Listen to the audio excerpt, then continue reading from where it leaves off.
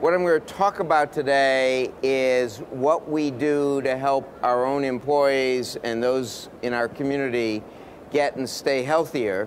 And I'm going to talk first and primarily about atherosclerosis or heart disease. We say to our employees, avoid the first three food felons, which, as you can see, are sugar, syrups, and simple carbohydrates. Why? Because they raise your blood sugar, and blood sugar does bad things to your proteins. And let me show you what it does. So this is the inside of a blood vessel, and these cells are endothelial cells. They're the cells that line the blood vessel. What keeps these cells stuck together is a protein. That protein is a variant of phosphokinase 3. What happens when sugar gets on it? When sugar gets on it, it weakens that grout. It decreases the, if you will, the ability of one cell to stick to another. So then when blood pressure comes down, it pounds and it causes a tear. You know that sugar affects proteins because hemoglobin A1C is the way we measure type 2 diabetes. And all that is a hemoglobin with the sugar at the A1C position. What that does is it also denudes the ability of that hemoglobin to function well, meaning that hemoglobin can't offload oxygen normally. Well, the same thing occurs with this protein. It weakens the bond, and so you then repair it. Your repair system is automatic in the human body. Why? Because we want to keep blood inside the blood vessels. So over long periods of time, we've evolved an automatic repair system, and you put down LDL cholesterol. That's that yellow stuff. So that's a repair mechanism, but it's the start of atherosclerosis. So there are three components of atherosclerosis, which I'll show you. So the first is weakening the junction, which causes you to lay down LDL because the sugar got on the protein. The second thing is over years you get inflammation behind that, and then all of a sudden, bango, with acute inflammation, you rupture the plaque, you get these triangles called platelets attached to it. They all attract a lattice network of clotting factors, and together they cause stoppage of those red cells.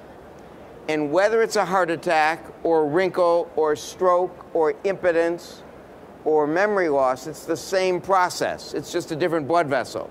So whether you have a wrinkle on your skin or whether you have a heart attack just matters which blood vessel is occluded by that plaque rupturing. But what were the three steps? The three steps were sugar gets on a protein, so a high blood sugar level is associated with it. Then you get chronic inflammation because you've turned on inflammatory genes or you've got hepatic fat behind it causing inflammation. And the third phase was an acute inflammation, which is the rupturing of the plaque. And that's the genesis of heart attacks, strokes. It's also the genesis of wrinkles.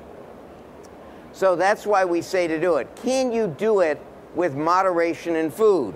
Well, the problem in moderation in food is you have to stay below a blood sugar level of 110. Is that possible? Yeah. If you have a soda, it's 2 ounces of the soda. So when's the last time you saw a kid have a 20-ounce soda and split it with 10 of his friends? Just doesn't happen that often.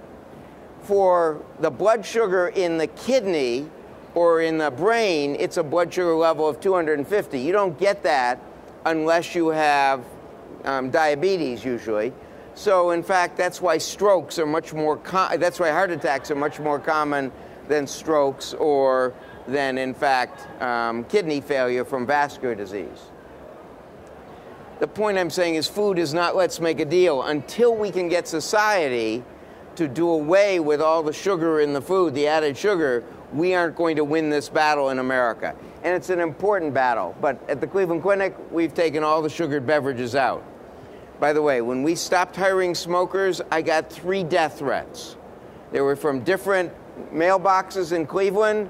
They were handwritten, and we tried to trace where they were. My office got moved, so it was less easy to hit me with a rifle.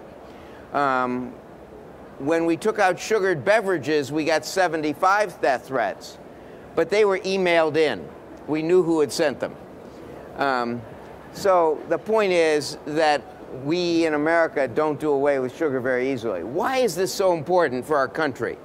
Well, when I was a senior in medical school, we spent 7.2% of gross domestic product. This dates me. I'm 66. So in 1970, when I was a senior in medical school, we spent 7.2% of our gross domestic product, and we had to take a course called healthcare financing. None of us medical students wanted to take it, but the economics professor who came over from Berkeley said, we spent 7.2% this year. That's up from 5.2% in 1960.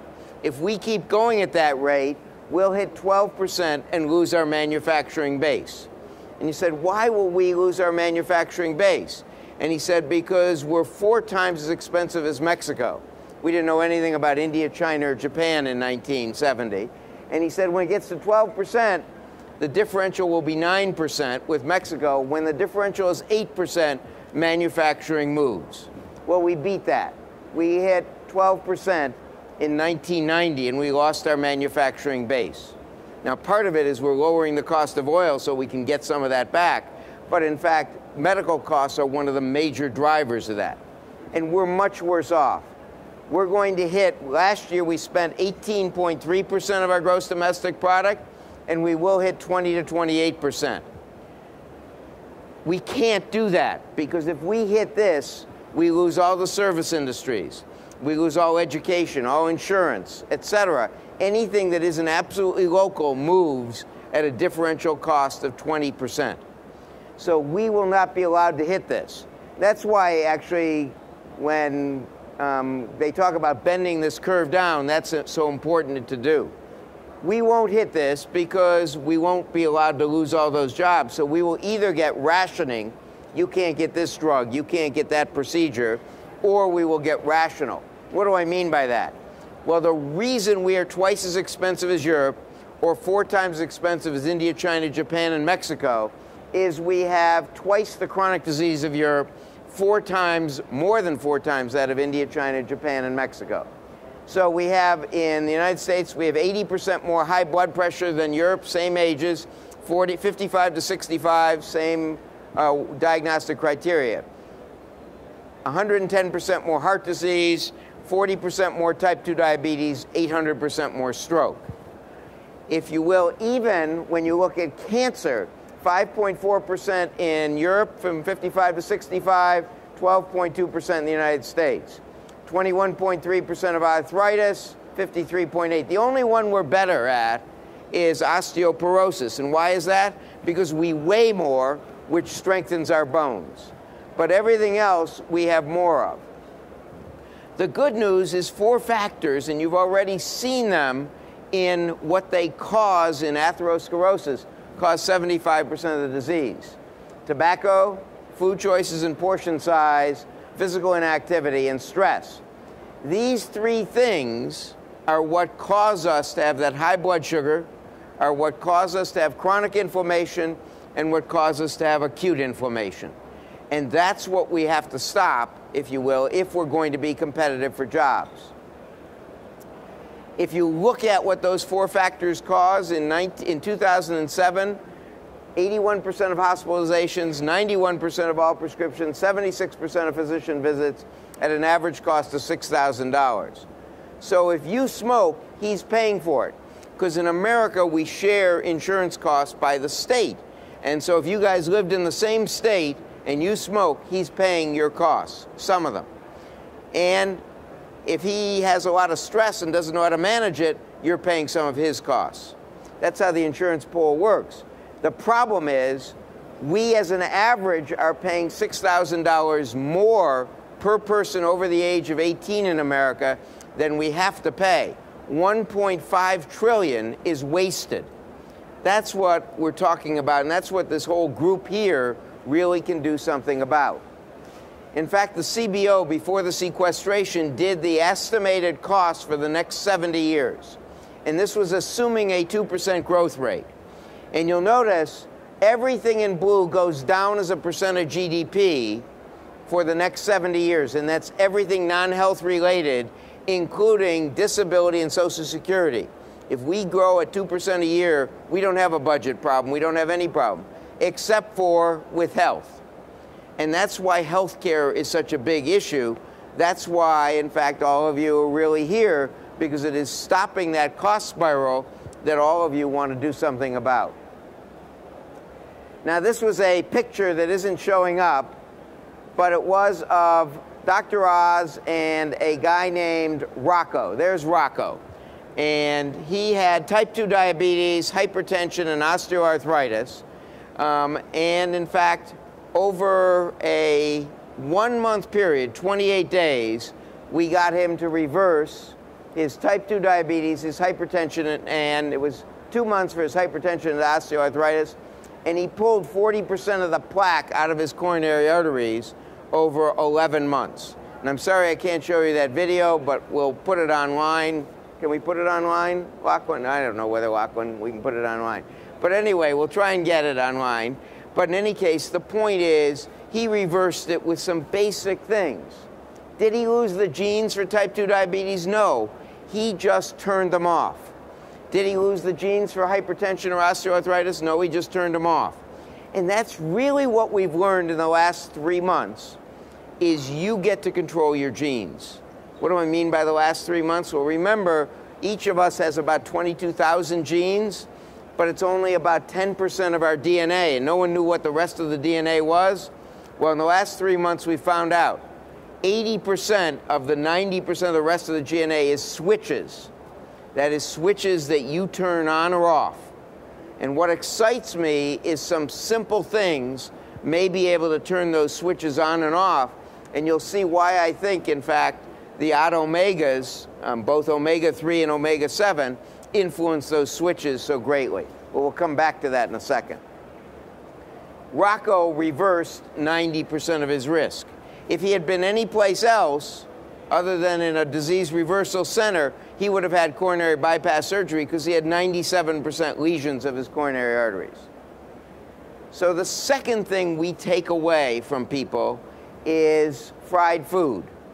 They can bring it in at the Cleveland Clinic, but we don't serve it. We don't have any fryers there. Why?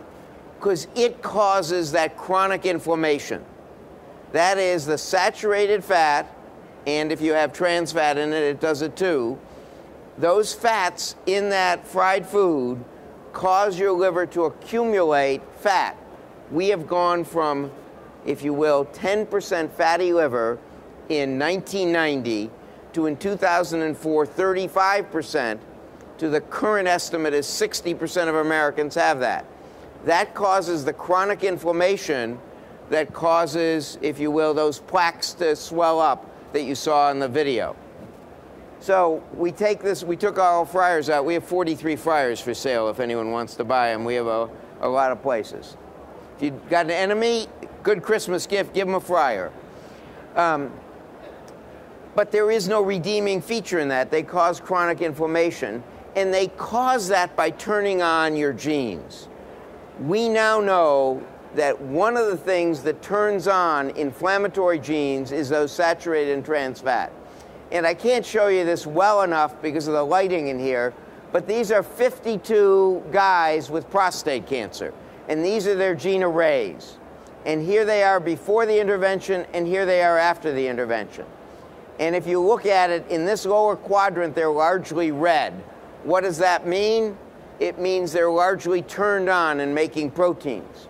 And here over in this quadrant, the same 52 guys, they're largely green. What are these 5 genes that they turned off by that intervention? Those are the RAS family of genes that promote the growth of prostate, breast, and colon cancer. So these guys, by this intervention, what was the intervention? It was getting rid of the sugar and getting their blood sugars down to normal. It was getting rid of saturated and trans fat. And it was walking 10,000 steps a day. It was meditating 15 minutes morning and night. And the 3 guys who smoke quit smoking. And of the 52 guys here, only 1 has progressed in 7.5 years to need more than that, those things, for treating their prostate cancer.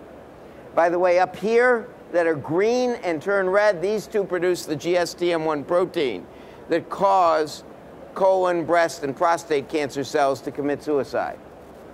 This is the view of it. This is a prostate. You probably aren't old enough to have had a rectal exam yet. Have you had a rectal exam? No. Have you had a rectal exam for prostate cancer? For prostate, you have. Did they use 1 or 2 fingers? 5.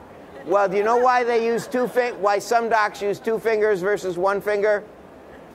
Second opinion. I love that. I can't resist it, sorry. Anyway, this is what they're feeling for, and it's the same thing with breast, if you will. This is a rubbery substance, and this, where the tumor is hard. This is a radiograph, obviously, on a radiation scan. And here it is again, a year later. And in fact, only one of the 52 guys has progressed beyond this in the 7.5 years, as opposed to 29 in the control group. And the reason is what you're doing with these, with those changes, is you're controlling which genes are on and not. Now, we're in Las Vegas, so I love to talk about the king. What was the king's major contribution? John, do you know? You've forgotten. Well, his major contribution was he got immunized on TV. And that's the Surgeon General giving him a polio vaccine. Prior to that, 0.3%, less than half of 1% of us had gotten vaccinated against polio. Elvis got it on TV. That's the Surgeon General giving it to him. It's the first shot the Surgeon General ever gave. That's the head nurse in the Public Health Service standing by. She's standing by in case the Surgeon General passes out.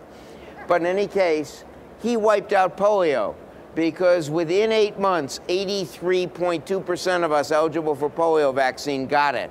And so Elvis wiped out polio, and he saves us $55 billion a year in not caring for people with polio. So I say one of the things I tell people is get their flu shots and immunizations. Why? Because the major benefit of flu shots is decreased chronic inflammation. If you get a flu shot every year for 10 years, you decrease your chances of dying in the next 10 years by 50%, because you wipe out chronic inflammation. That is the major thing that flu does for us, is cause a chronic inflammation that lasts a long time. It's the same thing secondhand smoke does. If you go to secondhand smoke-free environments, you decrease heart attacks by 20%, 30%, and decrease sudden deaths by 20%. What does that? Similarly, well, I'm going to show you some, if you will, supplements that do that. But whether you're in Ohio and have a 30% decrease in ED visits, or whether you're in Pueblo, Colorado, a 27% decrease, or whether you're in Piedmont, Italy, and have a 10% reduction in 12 months, or whether you're in Scotland, sorry, Lachlan, there's nothing in Ireland, whether you're in Scotland and have a 17% reduction, or whether you're in Indiana and have a 77% reduction in the non-smokers, what you do by having non-smoking rules is you wipe out chronic inflammation in that population. And by the way, the last one is in Minnesota. In 18 months, a 33% reduction in sudden deaths. So, what are the things to decrease medical costs? Well, I've shown you that the key is decreasing inflammation and plaque rupture. And you stop the building of plaques by decreasing blood sugar. You stop inflammation by getting rid of hepatic fat. And you stop acute inflammation by turning off the genes. So why do we say take 5 pills or maybe 8? Because they've been demonstrated to contribute to those things.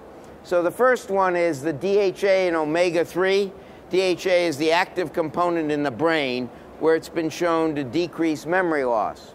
Why do I say take it in a pill versus food? Because the only fish in America that we serve on our tables that have omega-3s consistently are salmon and trout.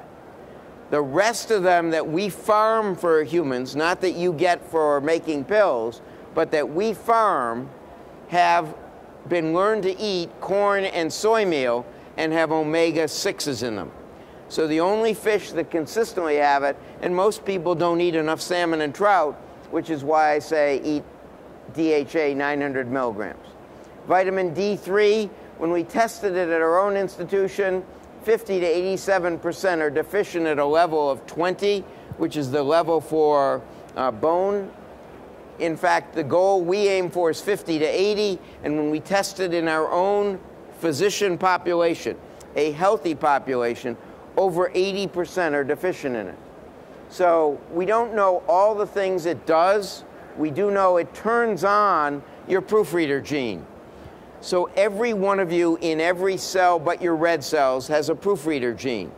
That proofreader gene, it's called the P53 gene, is in charge of reading the rest of your gene. And if there's a typographical error, remember there are only 4 letters, A, C, T, and G. If there's a typographical error, that proofreader gene is in charge of either correcting it or killing the cell. Well, what turns it on is vitamin D. The third thing is calcium, 600 milligrams, and magnesium, 400 milligrams.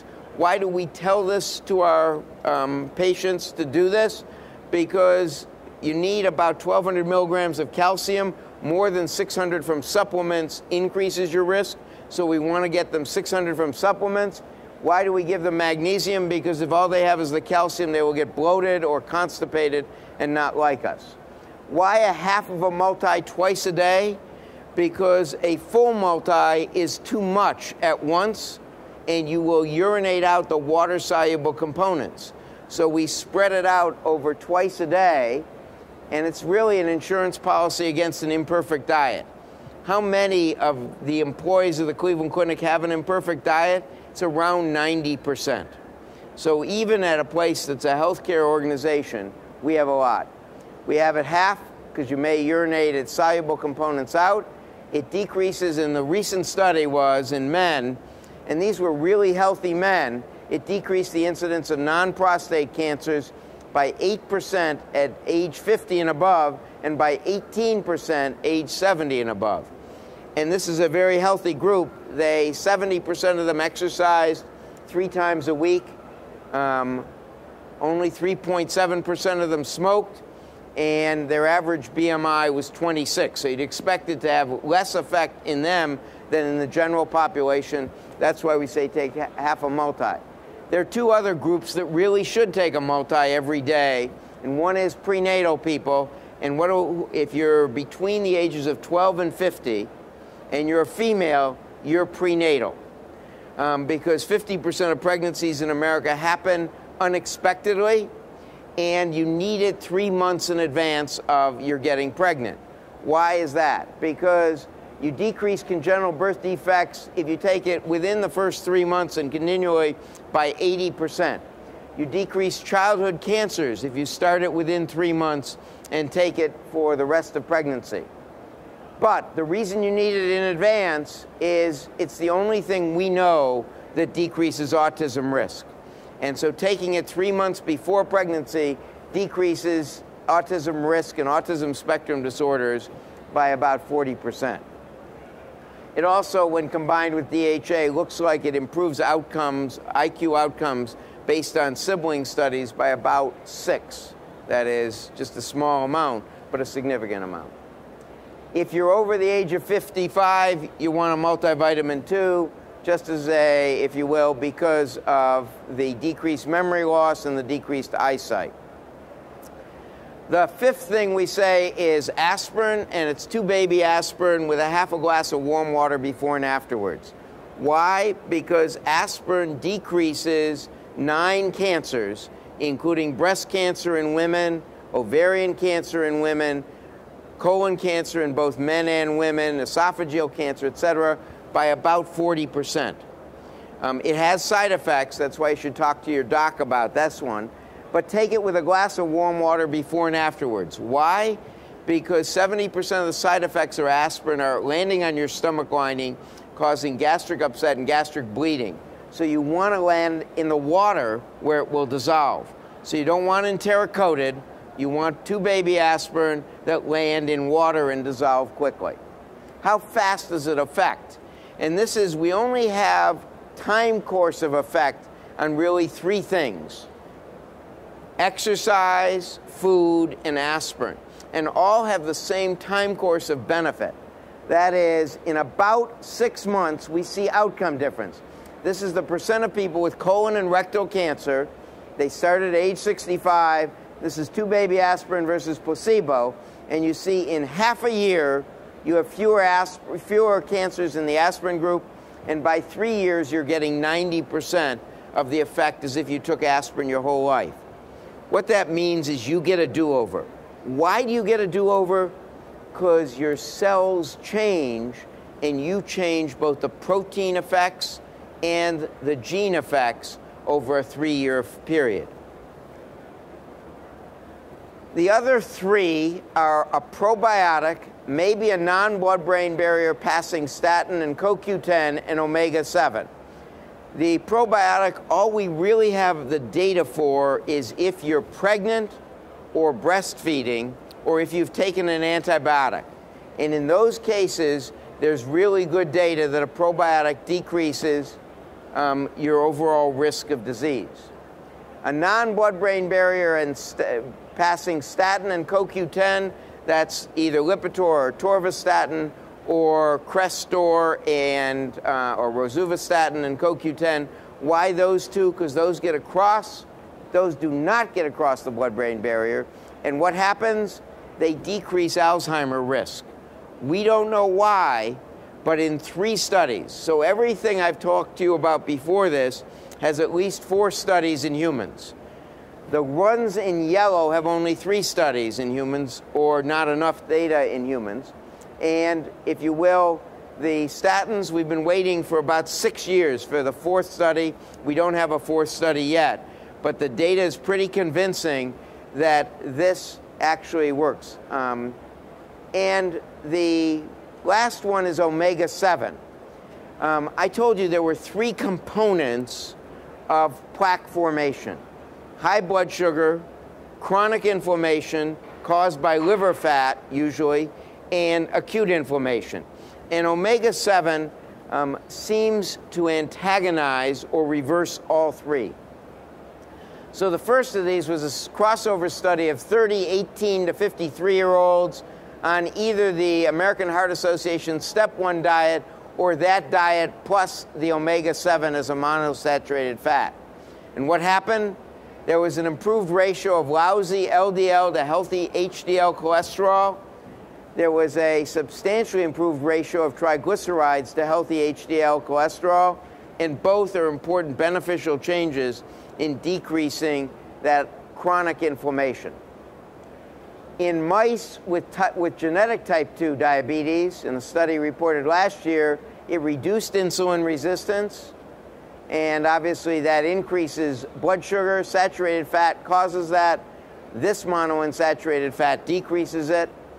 So in mice with type 2 diabetes, reduced insulin resistance, it reduced liver fat, it kept the blood sugar low, it reduced the triglyceride levels, again a reflection of reducing liver fat, and it suppressed pro-inflammatory gene expression.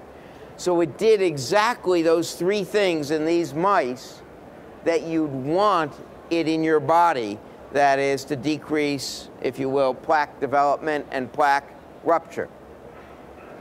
In adults in the cardiovascular health study reported by Mozafian et al., the exogenous omega-7 was associated with reduced body fat, an increased HDL cholesterol, lower triglycerides and lousy LDL cholesterol, and lower inflammatory markers. They use C-reactive protein. So again, all of these things with omega-7, this is an epidemiologic study. They looked at people, the 3,736, they looked at who had taken the most omega-7 in, and the groups with the most omega-7 had a reduced, if you will, component of metabolic syndrome. So substantially lower risk of diabetes of more than 55% in the highest quintiles of take. That's as good as you can get. That's epidemiologic. We don't have randomized controlled data yet. And this is actually why I got involved in this. Mark Penn, who was a researcher at Cleveland Clinic and went to another institution, asked me to take a look at the data on this. He tried this with the purified palmitoleic acid purified meaning it had no palmitic acid with it, so it was purified to have just palmitoleic acid. The palmitic acid, which is the omega, it's the 7 form of this, it's a C16, but without the monounsaturated fat, actually causes fat accumulation. So you want to get that out, and this was the purified palmitoleic acid without the palmitic, and he studied it in knockout mice who have propensity for atherosclerosis. And what happened? It again increased HDL, but it radically reduced, and this was a surprise, by more than 50% plaque. So the animals were 2 groups. One group got the purified palmitoleic acid and their normal diet. The other group just got their normal diet. And what happened? The group that got the palmitoleic acid had more than a 50% reduction. I don't know if you can see this, but this is the aorta of those animals. And it's Sudan 5 staining, so the red indicates plaque. And you compare this one, which is a typical one of the animals that just got the diet for 3 months, and this one, which got the diet plus the palmitoleic acid and the purified palmitoleic acid, and there is 70% or 80% less atherosclerosis if you got the omega-7. So that's why I say this is what, in fact, I take. Why? Because there's no risk in it, and there is probable benefit. Now, we need more human data, and I understand from Tersus Pharmaceuticals, which is the developer of this, that there will be more human data. I disclosed my conflicts. I did ask them if I could join the scientific advisory board that they have so that I can help design the studies. I did write these books, and I do earn a royalty on them, so I hope you buy them. I did start the Real Age website. I do have a radio show on a whole bunch of stations.